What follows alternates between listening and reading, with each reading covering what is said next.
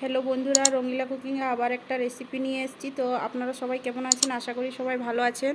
তো ঝিঙে, সয়াবিন আর আলু দিয়ে একটা দারুণ রেসিপি বানিয়েছি। আর ঝিঙে আলুর তো রেসিপি আপনারা বহুত খেয়েছেন, কি বা আপনারা নিজের নিজের তরিকায় বানিয়ে খেয়েছেন। তো চলুন আমি এইভাবে একটা বানিয়ে দেখাচ্ছি। তো দেখুন, এইখানে আমি সয়াবিন নিয়ে নিয়েছি, পেঁয়াজ কুচি নিয়েছি, তার সাথে নিয়েছি ঝিঙে এইভাবে কেটে নিয়েছি, আর এইভাবে টুকরো টুকরো করে আলু কেটে নিয়েছি। তো আমি আজকে এই যে রেসিপিটা আপনাদেরকে বানিয়ে দেখাচ্ছি। সয়াবিন ভিজিয়ে নিয়ে নিয়েছি এইভাবে, আর কেটে নিয়েছি পেঁয়াজ, ঝিঙে, আলু। তো চলুন কড়াইয়ের দিকে। তো কড়াইয়ের মধ্যে তেল গরম হয়ে গেছে। তো প্রথমে আমি আলুগুলো ভেজে নেব একটু 5 মিনিটের মতো নেড়ে চেড়ে। এখন তো আলুগুলো আমার 5 মিনিট ভাজা হয়ে গেছে। তো একটা থালার মধ্যে এখন তুলে রেখে নিচ্ছি। দেখতেই পাচ্ছেন এইভাবে ভেজে নিতে হবে।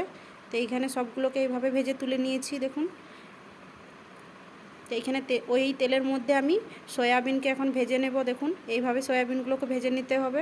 তো এখানে অল্প করে হলুদ গুঁড়ো আর তারপরে একটু অল্প করে নুন দিয়ে ভালো করে 2 মিনিটের মতো ভেজে নিতে হবে এখানে। তো এইভাবে আমি ভেজে নিচ্ছি।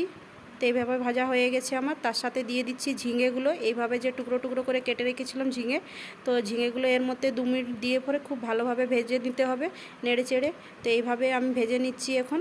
তো আমার ভাজা হয়ে গেছে। একটা প্লেটের মধ্যে এগুলো আমি তুলে রেখে নিচ্ছি। তো এইভাবে তুলে নিয়েছি। তো ওই কড়াইয়ের মধ্যে তেল, তার সাথে 5 ফোড়ন, কাঁচা লঙ্কা দিয়ে পরে 2 মিনিট ভেজে নেব। তার সাথে দিয়ে দিচ্ছি 2টো মিডিয়াম সাইজের পেঁয়াজ কুচি। তো পেঁয়াজ কুচি দিয়ে এইভাবে নেড়ে চেড়ে এখন ভেজে নিতে হবে। তো ভাজা হয়ে গেছে। তার সাথে আদা, রসুন আর লঙ্কার বাটা দিয়ে পরে এখানে ভেজে নিচ্ছি। তার সাথে টমেটোর পেস্ট, তারপরে জিরে গুঁড়ো, ধনে গুঁড়ো আর হলুদের গুঁড়ো দিয়ে দিচ্ছি। স্বাদ অনুসার নুনও দিয়ে দিয়েছি এর সাথে, দিয়ে খুব ভালোভাবে ভেজে নিলাম। তার সাথে ভেজে রাখা আলু আর সয়াবিন আর দিয়ে পরে সব কিছু একসাথে দিয়ে দিলাম কড়াইয়ের মধ্যে, এইভাবে দিয়ে পরে ভেজে নিচ্ছি। তো এইভাবে আমার 2 মিনিট ভাজা হয়ে গেছে। তো এবারে আমি জল দিয়ে দিচ্ছি পরিমাণ মতো। খুব ভালোভাবে থালা দিয়ে ঢাকা দিয়ে দিচ্ছি 5 মিনিটের মতো। তো এইখানে ঢাকা দেওয়া হয়ে গেছে, খুলে নিচ্ছি। তো ঢাকা খুলে দেখে নিচ্ছি এইখানে আমার খুব ভালোভাবে হয়ে গেছে রেসিপিটি। তো অবশ্যই আমার রেসিপিটি আপনাদেরকে ভালো লেগেছে যদি, তো আমি এইখানে সার্ভ করে নিচ্ছি। তো দেখুন, তো এইভাবে আমি সার্ভ করে নিয়েছি। যদি আপনাদেরকে ভালো লেগে থাকে অবশ্যই লাইক, শেয়ার, কমেন্ট করবেন।